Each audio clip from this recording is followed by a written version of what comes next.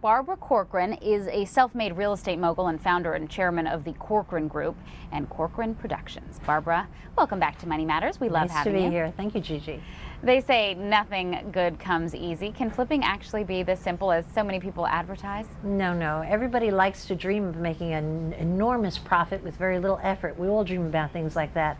But the truth of the matter is it's a business for a shark with a sharp eye, knowing exactly what they're doing. But you can make a ton of money in this field, particularly now. Well, there's the recent slowdown of the real estate market. How's that going to affect the flipping? It actually makes it easier because what's been happening is anybody and their brother-in-law and their sister-in-law think they can flip houses and make money because people have felt there was no way to fail. But right now, the market is much tougher, so there are far fewer people going out looking for flipping, and it simply eliminates a lot of the competition. It also puts some rhyme and reason in this market, so you can actually slow down and evaluate a little longer before someone else overbidding you. So it's an easier market, frankly, I believe, to make money while flipping today versus, say, 9 months ago. Okay, good news. We do need some rhyme and reason for this market. It's long overdue. What's wrong with that, right? And you actually have some do's for us in terms of how to do this. Yeah, well, there are many do's, but there are some that no matter what you have to pay attention to. The first one that I would cite would be you have to go into an area you know something about. Many people look for areas where prices are going through the roof and they think, oh, this is my opportunity, and they go to an area they know nothing about.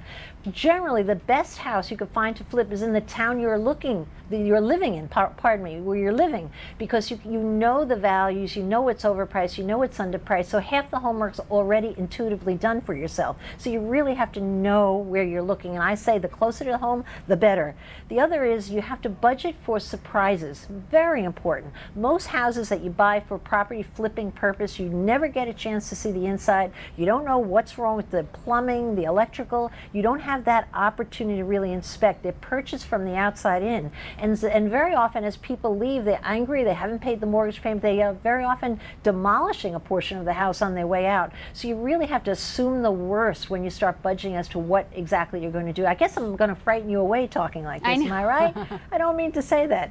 But it's just a matter of doing your homework and being very thorough versus being a daydreamer and thinking, oh, this is a snap, why don't I do that? I'll quit my day job and let's go. It's just not that kind of a business. And that's the way a lot of people think, but before they run out and do this, and now that you've instilled fear into them, what don't you do when you're trying to do this? Okay, you don't over-renovate. Many people who are new in this field go into a house and renovate it as though they're renovating it for themselves. Nonsense. Like, it's ridiculous to rip out a kitchen, better off replacing the kitchen countertops and minimal things like that.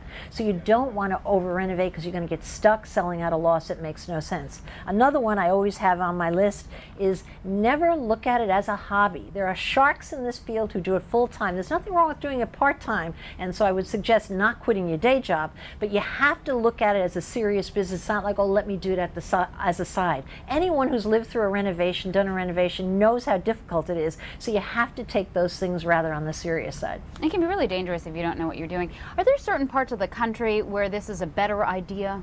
Well, it's not necessarily a part of the country. There are hot markets across the United States, like certainly still, believe it or not, the Florida corridor is a fabulous place. Southern California is a fabulous place. But if I had to single out one commonality that the best flipping areas have in common, I would say think water. Places on the water in warm climates are appealing for so many groups, and there's always a quick turnaround in those areas. So if you had to pick one area, I say close to home is the best area, and if you happen to be close to home in a warm area, close to the water, that's usually where you'll realize your greatest profits. Hopefully if you're close to the water, you're not in a hurricane area. Well, even hurricanes don't seem to stop people. I mean, the values go up, construction goes up, and prices go up all over again. It's crazy, but that's really the way it is. What's the best thing to keep in mind if you really want to resell that home? What is it that all buyers are looking for? You mean on a property flip, you're speaking specifically. They're all looking for something that they can turn that key and move in just holding their toothbrush and their toothpaste and nothing else. They don't want to put a dime once they get that property. And so it's really merchandising. Merchandising for the person who wants nothing to do with property flipping, that wants to have it all done for them. And that's really what your goal is in doing these property renovations. Well, I would buy any house you're selling, Barbara Corcoran. You shouldn't. Who knows what I'd sell you.